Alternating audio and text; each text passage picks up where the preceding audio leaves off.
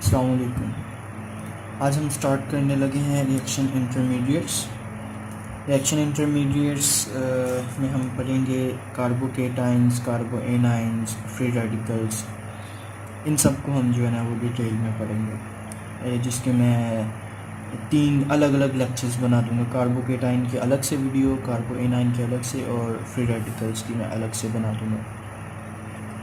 तो स्टार्ट करते हैं कि रिएक्शन इंटरमीडिएट्स क्या होते हैं। जो रिएक्शन इंटरमीडिएट्स हैं ये किसी भी केमिकल रिएक्शन में बहुत ही शॉर्ट ड्यूरेशन के लिए, मतलब अगर हमारे पास रिएक्टेंट है और प्रोडक्ट है, एग्जांपल ए और प्रोडक्ट हमें मिलता है पी, फॉर एग्जांपल ये, तो यहाँ से ए रिएक्टेंट से पी प्रोडक्ट तक जाने के दरमियान हमारे पास बहुत से और कंपाउंड्स भी आते हैं जो बहुत ही शॉर्ट ड्यूरेशन के लिए होते हैं। मतलब हम कह सकते हैं कि वो क्या है, ट्रांजिटरी एग्जिस्टेंस होती है उनकी, बहुत ही शॉर्ट ड्यूरेशन के लिए होते हैं। तो वो जो हमारे पास केमिकल स्पीशीज़ जो रिएक्टेंट्स और प्रोडक्ट्स के दरमियान में बहुत ही थोड़े वक्फे के लिए ज़ाहिर होती हैं और वो प्रोडक्ट में कन्वर्ट हो जाती है, उनको हम बोल देते हैं ये क्या है, रिएक्शन इंटरमीडिएट्स हैं। जैसे कार्बोकेटाइंस है, कार्बोएनाइंस है, फ्री रेडिकल्स हैं। जो रिएक्शन इंटरमीडिएट्स हैं हम इनको सेपरेट नहीं कर सकते।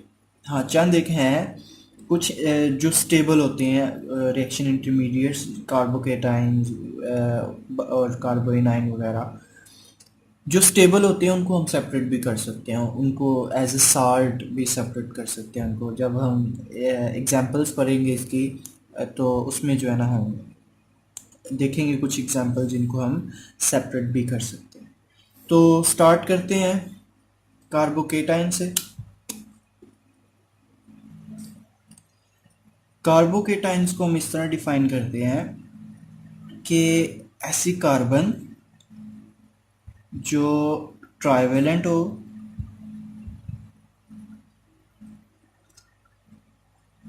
उसमें जो इलेक्ट्रॉन्स हैं वो इवन हो, इवन इलेक्ट्रॉन्स, और उसमें पॉजिटिव चार्ज हो,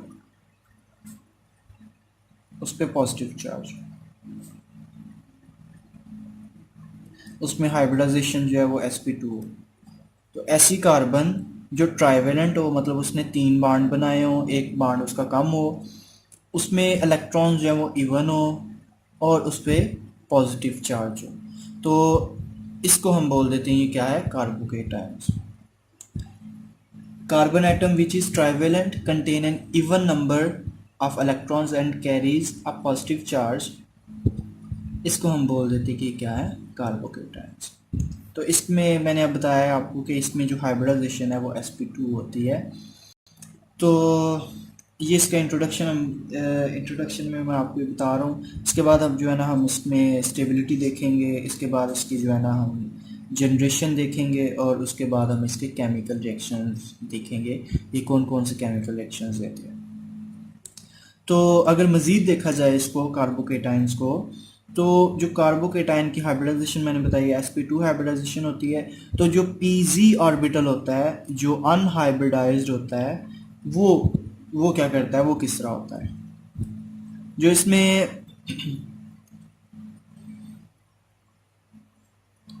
फॉर एग्जांपल मैं ये कार्बोकेटाइन ले लेता हूँ एक, तो इसमें ये 3 बॉन्ड इसने बनाए, ये ट्राइवेलेंट है, इस पे पॉजिटिव चार्ज भी है, इसमें नंबर ऑफ इलेक्ट्रॉन जो है वो भी इवन है।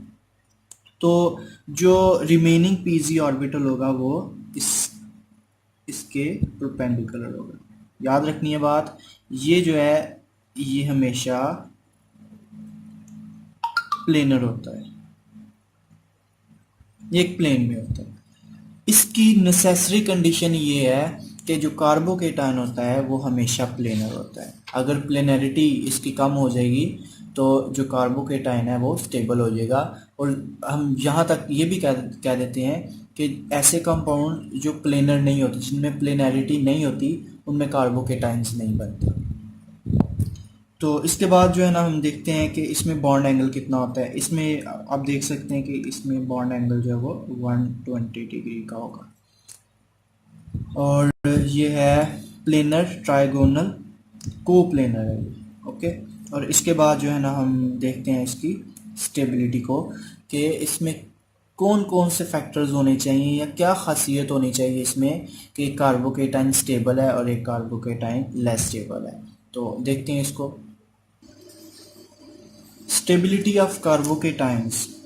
तो स्टेबिलिटी ऑफ कार्बोकेटाइंस में हम बोलते हैं कि अब कार्बोकेटाइन स्टेबल है या स्टेबल कम है, तो उसके लिए दो फैक्टर्स हैं।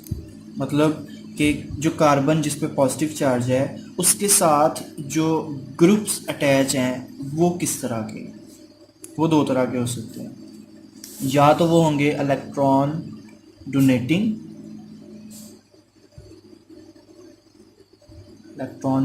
ग्रुप्स, और या वो हो सकते हैं इलेक्ट्रॉन विथड्रॉइंग ग्रुप्स।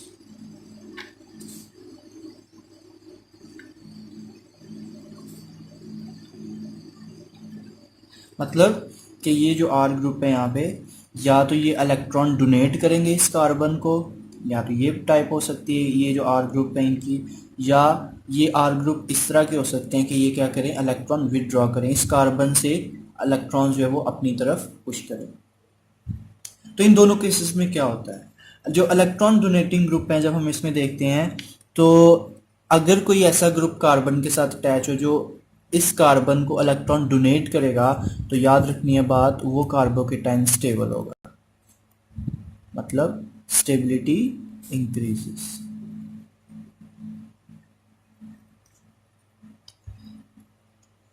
जैसे हम यहाँ पे लिख सकते हैं कि इसकी स्टेबिलिटी सबसे ज़्यादा होगी, और फॉर एग्जांपल अगर ये इलेक्ट्रॉन डोनेटिंग ग्रुप है, तो इसके साथ अगर हम दो ग्रुप ऐसे लगा दें आर, और एक यहाँ पे अब हाइड्रोजन आ जाए, अब इलेक्ट्रॉन डोनेटिंग ग्रुप एक कम हो गया। और अगर नेक्स्ट स्टेप में हम ऐसा करें कि इलेक्ट्रॉन डोनेटिंग ग्रुप एक और कम हो गया, मतलब अगर इसको रिवर्स देख लें, यहाँ पे इलेक्ट्रॉन डोनेटिंग ग्रुप एक है, अब इस कंपाउंड में इलेक्ट्रॉन डोनेटिंग ग्रुप दो हैं, आर और आर। अब ये ज़्यादा स्टेबल है, लेकिन इसमें अगर देखा जाए तो इलेक्ट्रॉन डोनेटिंग ग्रुप कितने हैं, तीन हो गए हैं, तो ये ज़्यादा स्टेबल है। लेकिन अब एक और भी हो सकता है जिसमें तीनों हाइड्रोजन हो। इसके अलावा और भी फैक्टर्स हैं, वो भी मैं बताता हूँ बाद में। तो इलेक्ट्रॉन विथड्रॉइंग ग्रुप अगर अटैच हो जाए, जैसे अगर हमारे पास ये कार्बोकेटाइन है, इसके साथ मैं NO2 लगा दूँ, तो ये NO2 ग्रुप क्या है, इलेक्ट्रॉन विथड्रॉइंग ग्रुप है ये। तो ये क्या करेगा, ये मज़ीद इलेक्ट्रॉन लेगा, इस पे जो पॉजिटिव चार्ज है ये मज़ीद अपीयर हो जाएगा। यहाँ पे क्या हुआ था, जब ये इलेक्ट्रॉन डोनेट किए जाते हैं इस कार्बन को, तो इसका जो पॉजिटिव चार्ज है वो स्टेबलाइज हो जाता है। तो ये पॉजिटिव चार्ज अगर तो स्टेबलाइज हो जाएगा किसी भी तरीके से, तो ये कार्बोकेटाइन स्टेबल हो जाता है। लेकिन यहाँ पे क्या होता है, इलेक्ट्रॉन विथड्रॉ जब किए जाते हैं इसे, तो ये पॉजिटिव चार्ज जो है ना ये स्टेबलाइज नहीं होता, बल्कि ये डीस्टेबलाइज हो जाता है, जिसकी वजह से हम बोलते हैं कि ये इसको क्या करता है, इसको लेस स्टेबल कर देता है। इसके अलावा और क्या इसमें क्या फैक्टर हो सकता है इसकी स्टेबिलिटी में, इसकी स्टेबिलिटी में बहुत इंपॉर्टेंट फैक्टर है जिसको हम बोलते हैं रेजोनेंस। रेजोनेंस की वजह से भी जो कार्बोकेटाइंस है वो स्टेबल हो जाते हैं। अब जो हम एग्जांपल्स देखते हैं कि जिसमें हम बोलते हैं कि अगर इस कार्बोकेटाइन में रेजोनेंस है तो वो ज़्यादा स्टेबल होगा। जैसे हमारे पास बेंजाइल कार्बोकेटाइन आ जाता है, तो ये बेंजाइल कार्बोकेटाइन है जिसमें इस CH2 पे पॉजिटिव चार्ज है। ये पॉजिटिव चार्ज क्या कर सकता है, ये स्टेबलाइज हो सकता है। ये पॉजिटिव चार्ज इस रिंग में चला जाएगा, जहाँ से इलेक्ट्रॉन इधर, और इसकी जो कैनोनिकल फॉर्म्स बनेंगी वो हमारे पास कुछ यूँ आएंगी।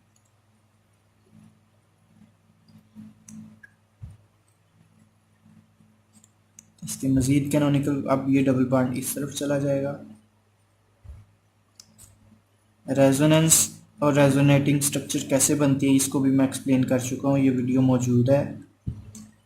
और इसकी जो लास्ट पे बनेगी वो क्या है जी,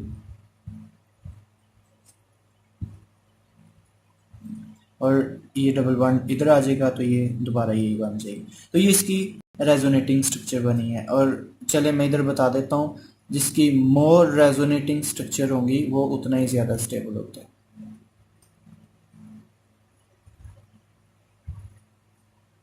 मोर स्टेबिलिटी।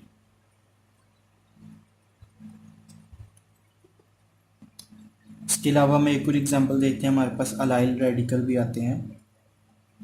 मतलब ये ओपन चेन है लेकिन इसमें भी रेजोनेंस पाई जाती है। इसमें क्या होता है कि ये डबल बॉन्ड यहाँ पे भी शिफ्ट कर सकता है, इलेक्ट्रॉन रेजोनेंस हो सकती है यहाँ पे भी। तो इसकी जो रेजोनेटिंग स्ट्रक्चर बनेगी वो कुछ यू बनेगी। एटम्स को मूव नहीं करते, जस्ट इलेक्ट्रॉन्स मूव करते हैं रेजोनेंस में, ये बात मैं बता चुका हूँ। तो देखा जाए तो यहाँ पे भी रेजोनेंस हो गई है। इसीलिए हम बोलते हैं कि ये बेंजाइल और अलाइल रेडिकल ये ज़्यादा स्टेबल होते हैं किसकी निस्बत, प्रोपाइल रेडिकल की निस्बत। ये प्रोपाइल है, इस प्रोपाइल की निस्बत ये दोनों ज़्यादा स्टेबल हैं। क्यों? क्योंकि अगर देखा जाए तो इनमें रेजोनेंस है, इसमें इसके दो रेजोनेटिंग स्ट्रक्चर बन रही है। इससे ज़्यादा स्टेबल जो है ना वो ये है, और इससे भी ज़्यादा स्टेबल ये बेंजाइल रेडिकल। इसके अलावा जो हम फैक्टर देखते हैं इसकी स्टेबिलिटी में, वो हाइपर कॉन्जुगेशन भी आ जाता है, जो मैंने पहला आपको एक्सप्लेन किया है, जिसमें इलेक्ट्रॉन डोनेटिंग ग्रुप्स आ जाएं। तो वहाँ पे ये बात थी, लेकिन मैं इसको अलग से एक्सप्लेन कर देता हूँ। जो मैंने हाइपर कॉन्जुगेशन का जो लेक्चर है उसमें मैं ये बात एक्सप्लेन कर चुका हूँ कि जो कार्बोकेटाइंस होते हैं वो उनकी स्टेबिलिटी कैसे हम देखते हैं। जैसे टर्शरी कार्बोकेटाइन है, जो 3 डिग्री कार्बोकेटाइन है वो ज़्यादा स्टेबल है 2 डिग्री से, और सबसे कम स्टेबल जो है ना वो टर्शरी जो है प्राइमरी कार्बोकेटाइन जो है वो लेस स्टेबल होता है। प्राइमरी कार्बोकेटाइन, उसके रीज़न क्यों क्या दी थी हमने, अगर मैं लिख लूँ इनकी एग्जांपल्स। ये टर्शरी कार्बोकेटाइन है, और ये सेकेंडरी कार्बोकेटाइन है, और ये प्राइमरी कार्बोकेटाइन। चलिए इस तरह लिख लेते हैं इसको। तो प्राइमरी कार्बोकेटाइन में हमने बोला था इसकी रेजोनेटिंग स्ट्रक्चर जो है ना वो कम बनती हैं। इसकी सॉरी जो इसका एक बॉन्ड कम कर दें, तो इसमें जो है ना इसकी रेजोनेटिंग स्ट्रक्चर 3 बनती हैं। सॉरी रेजोनेटिंग कह रहा हूँ, हाइपर कॉन्जुगेटिंग स्ट्रक्चर इसकी 3 बनती हैं, जबकि इसकी हाइपर कॉन्जुगेटिंग स्ट्रक्चर जो है वो 6 बनती हैं, और इसकी हाइपर कॉन्जुगेटिंग स्ट्रक्चर जो है ये 9 बनती है, जो मैं एक्सप्लेन कर चुका हूँ। जस्ट यहाँ पे थोड़ा सा टच दे रहा हूँ। अब कुछ जो कार्बोकेटाइंस है वो बहुत ज़्यादा स्टेबल होते हैं, उनके उनको हम सेपरेट भी कर सकते हैं, उनको उनके साल्ट्स भी बना सकते हैं, जैसे ट्राइफिनाइल। मैं लिखता हूँ यहाँ पे,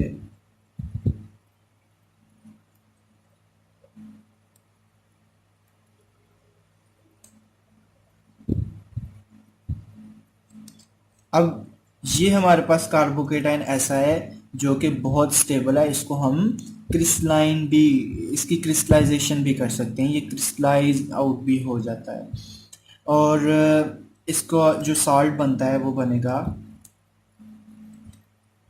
ये इसका साल्ट बनता है, और इसकी जो इसका जो कलर है वो हमारे पास आ जाता है रेड क्रिस्टलाइन सॉलिड हो जाता है, रेड क्रिस्टलाइन सॉलिड। इसको हम बोलते हैं, ये क्या है, ये ट्राइफिनाइल मिथाइल परक्लोरेट है, ट्राइफिनाइल मिथाइल परक्लोरेट।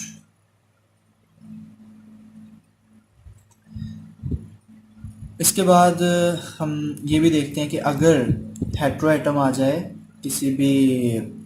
किसी कंपाउंड में जो हमारे पास कार्बोकेटाइन है, अगर हेट्रो एटम आ जाएगा तो वो भी इसकी स्टेबिलिटी को इंक्रीज कर देता है। हेट्रो एटम मतलब आ जाए फिर वही बात कि इसे पॉजिटिव चार्ज जो है ना वो इसका स्टेबल होना चाहिए। वो कैसे, इलेक्ट्रॉन डोनेट करने वाली कोई चीज़ है, या तो इसके साथ डबल बॉन्ड होना चाहिए जो इसको इलेक्ट्रॉन प्रोवाइड कर दे ताकि पॉजिटिव चार्ज जो है ना वो एक एटम पे ही लोकलाइज ना हो बल्कि डीलोकलाइज हो जाए, एक से दो कार्बन पे शिफ्ट हो सके, या कोई हेट्रो एटम आ जाए ताकि वो हेट्रो एटम के ऊपर लोन पेयर हो, वो लोन पेयर जो है ना वो इसको मिल जाए और इसका पॉजिटिव चार्ज जो है ना वो स्टेबल हो जाए।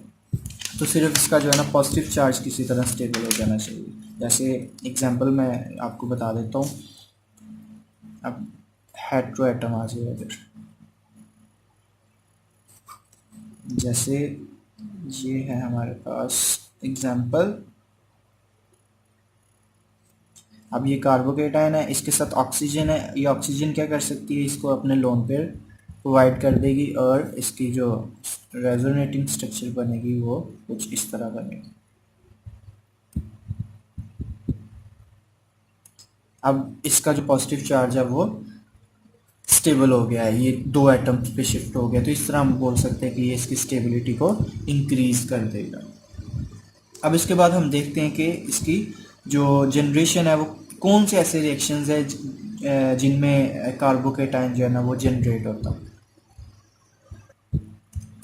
जनरेशन ऑफ कार्बोकेटाइन में हम कुछ रिएक्शंस पढ़ते हैं, जिसमें पहला रिएक्शन है कि जो अल्कीन्स हैं उनसे भी कार्बोकेटाइंस प्रोड्यूस होते हैं। वो कैसे, अगर हमारे पास अल्कीन है वो एसिडिक मीडियम में हो तो ये क्या करती है कि इसकी प्रोटोनेशन हो जाती है, मतलब इसको प्रोटॉन मिल जाता है और ये क्या बना देती है, ये कार्बोकेटाइन बना देती है। यहाँ पे ये डबल बॉन्ड इसके ऊपर इलेक्ट्रॉन्स जो हैं ये इसके ऊपर अटैक करेंगे तो ये हाइड्रोजन जो है यहाँ पे लग जाएगी, प्रोटॉन यहाँ पे लग जाएगा। अब एक और मैं बात यहाँ पे बताता चलूँ कि मैंने प्रोटॉन इधर ही क्यों लगाया, इस कार्बन पे भी तो लग सकता था। तो एक छोटी सी बात ये है क्योंकि अगर यहाँ पे लगाया तो ये जो बना है ये सेकेंडरी कार्बोकेटाइन है, अगर यहाँ पे लगाता मतलब इधर तो प्लस चार्ज इस पे आ जाता, मतलब ये इस तरह बन जाता। इसके ऊपर एक थी हाइड्रोजन, इसको ये प्रोटॉन में इसको दे दो तो ये 2 हो जाता, तो ये 1 डिग्री है, मतलब ये प्राइमरी है तो ये लेस स्टेबल होती, इसलिए जो है ना मैंने प्रोटोनेशन इस पे करवाई है इस कार्बन पे, ये जो है। तो अल्कीन से भी जो है ना ये कार्बोकेटाइन बनते हैं जब ये एसिडिक मीडियम में होती है, इनकी प्रोटोनेशन हो जाती है। इसके अलावा हम कहते हैं कि जो अल्काइल हैलाइड्स हैं उनसे भी जनरेशन होती है इनकी कार्बोकेटाइन्स। कैसे होती है, जब अल्काइल हैलाइड्स आयोनाइज हो जाती हैं, जैसे यहाँ पे कोई भी सॉल्वेंट हो सकता है से, तो ये जो हैलाइड ग्रुप होता है ये क्या करता है, यहाँ से ये दोनों इलेक्ट्रॉन्स ले जाता है, यहाँ पे हेट्रो फिशन होती है, यहाँ पे homolytic heterolytic fission, heterolytic fission, जिससे क्या होता है कि जो इलेक्ट्रॉन्स हैं वो दोनों एक एटम के पास चले जाते हैं और ये जो बना है इसको हम बोलते हैं क्या है, कार्बोकेटाइन। इसके अलावा इसकी जनरेशन जो है वो डाइअज़ोनियम आयन से भी हो जाती है। डाइअज़ोनियम आयन क्या है, डाइअज़ोनियम आयन जैसे कि ये डाइअज़ोनियम आयन है, ये N2 जो है ये यहाँ से रिलीज हो सकती है इस तरह, और ये हमारे पास क्या बन गया, कार्बोकेटाइन। इसके अलावा जो कार्बोकेटाइन्स है ये अल्कोहल से भी प्रोड्यूस हो जाते हैं, अल्कोहल से, फ्रॉम अल्कोहल्स। कैसे, अगर अल्कोहल्स की प्रोटोनेशन हो जाए, इसके ऊपर लोन पेयर होते हैं ऑक्सीजन के ऊपर, ये इस प्रोटोनेशन हो सकती है, तो ये इस पे प्लस चार्ज आ जाएगा। और नेक्स्ट स्टेप में क्या होगा, ये वाटर मॉलिक्यूल रिलीज हो जाएगा यहाँ से और ये कार्बोकेटाइन जनरेट हो जाएगा यहाँ से। और लास्ट पे जो हम देखते हैं इसका रिएक्शन जिससे ये प्रोड्यूस हो सकता है वो क्या है, असाइल हेलाइड्स। असाइल हेलाइड जैसे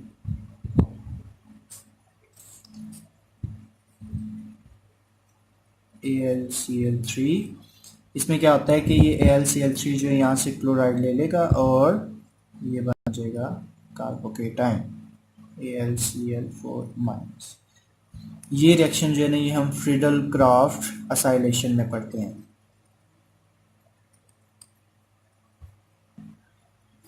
इसके बाद हमने देखने हैं रिएक्शंस ऑफ कार्बोकेटाइंस कि कार्बोकेटाइंस किस किस्म के रिएक्शंस देते हैं। तो 4 रिएक्शंस पढ़ेंगे हम इसमें, elimination of proton, reaction with nucleophiles, addition to unsaturated compound और लास्ट पे हम पढ़ेंगे मॉलिक्यूलर रीअरेंजमेंट्स। तो इसको वन बाय वन देखते हैं। पहला है elimination of proton. Elimination of proton, तो क्या होता है जो कार्बोकेटाइंस है, फॉर एग्जांपल अगर मैं इसी कार्बोकेटाइन को ले लूँ, ये प्राइमरी कार्बोकेटाइन है प्रोपाइल, तो ये क्या हो सकते हैं यहाँ पे, एक कि यहाँ से जो प्रोटॉन है वो निकल जाए और यहाँ से एक प्रोटॉन निकले और ये किस में कन्वर्ट हो जाए, अल्कीन।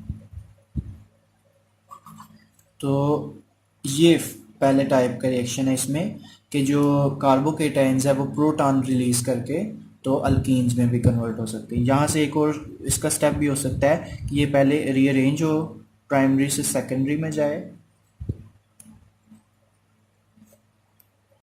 और उसके बाद जो है ये इसमें जो है ना वो अल्कीन में कन्वर्ट हो जाएगी। अब इसके बाद जो हमने रिएक्शन देखना है वो हमने देखना है इसका न्यूक्लियोफाइल का, अगर इस पे अटैक हो जाए।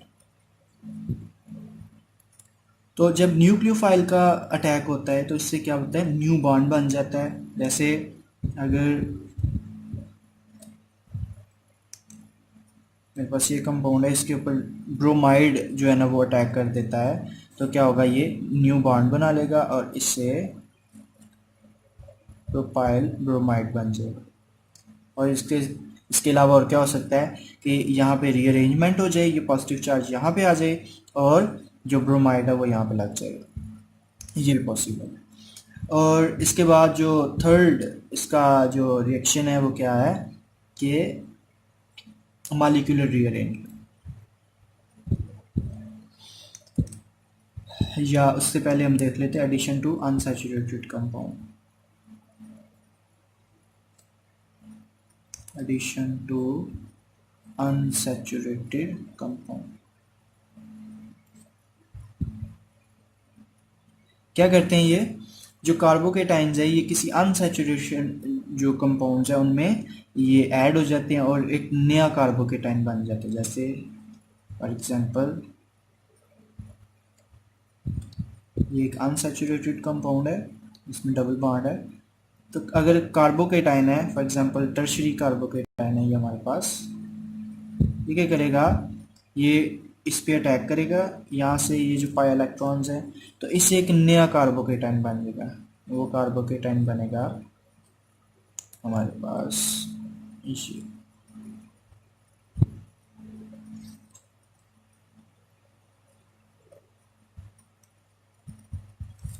और लास्ट पे जो हमारे पास रिएक्शन आ जाता है वो क्या है, मॉलिक्यूलर रीअरेंजमेंट। मॉलिक्यूलर रीअरेंजमेंट,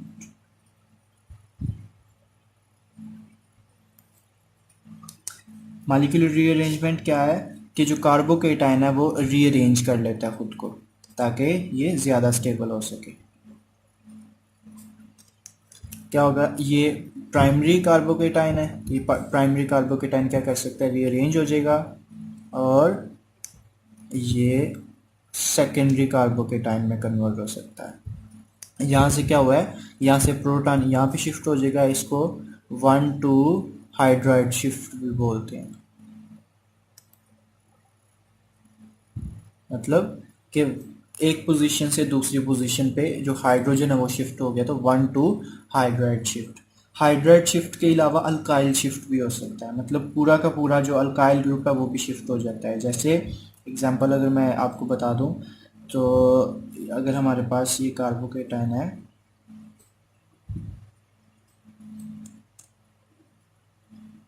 तो ये कार्बोकेटाइन क्या कर सकता है, ये खुद को रीअरेंज करे, यहाँ से मिथाइल ग्रुप यहाँ पे शिफ्ट हो जाए, तो ये टर्शरी कार्बोकेटाइन में कन्वर्ट हो जाएगा। मैं आपको करके बताता हूँ।